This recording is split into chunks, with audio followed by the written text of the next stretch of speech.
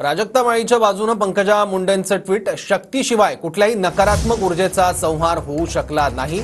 दुर्दैवानं soft target आहे स्त्री, तिचं सत्व काल पाहवलं नाही। पवित्र प्राजक्ताची पवित्र फुलं सांडताना आजची समाजाची जमीन ते धारण करण्यासाठी संवेदनशील आहे का, असा सवाल देखील पंकजा मुंडेंनी या ट्विटच्या माध्यमातून केला आहे। शक्तीशिवाय कुठल्याही नकारात्मक ऊर्जेचा संहार होऊ शकला नाही। त्रिदेव ही थकले की शक्तीचं आवाहन लागायचं।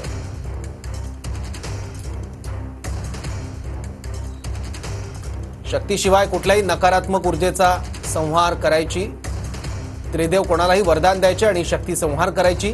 दुर्दैवी घटना हे कलियुगातील स्वतःला काहीतरी मिळवण्यासाठी काहीही करणाऱ्यांसाठी खाद्य आहे। भावना कुठे आहेत? चिमुकल्यांचे बलात्कार, पाशवी अत्याचार आणि निर्घृण हत्या या थांबवणं शक्य आहे ना, पण कायद्यानं, नियमानं।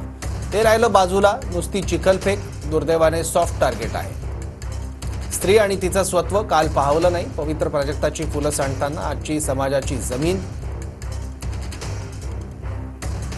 ते धारण करण्यासाठी संवेदनशील आहे, तरी एका शक्तीची दुसऱ्या शक्तीला आपसूक साथ मात्र राहावी।